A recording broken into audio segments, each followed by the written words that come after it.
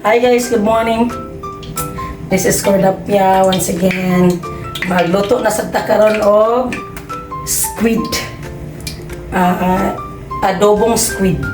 Okay? So first ato ilunod ang onions and garlic. Ato lang siyang idungan kay para nga fair ang pagka-brown. Dungan lang nato siya. Okay.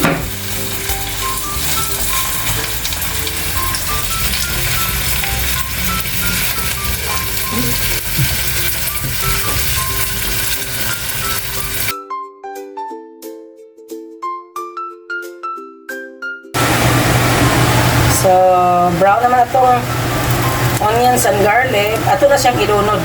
Ilunod na ito ang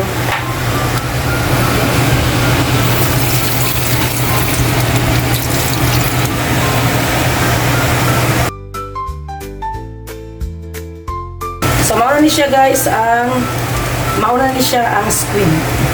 Half kilo of squid, okay? So, ito ilunod guys. Okay. Nilato siya. Adobo lang na siya guys. Simple ra kaayo.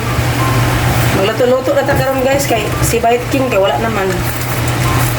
Niundang naman si Bite King. Tara na yung puli ni Bite King. Niundang naman si Bite King. Luto-luto. Asa naman to akong idol oy. Asa naman to akong idol nga Bite King. So buta na to siya o.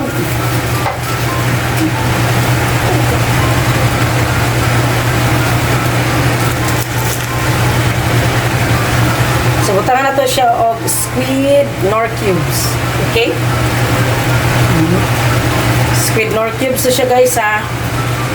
Kung squid, usa imong lutoon, kung usa imong lutoon, mo pwede mo ibutang. Usa di mong ibutang, di ba? And then, butangan na to siya og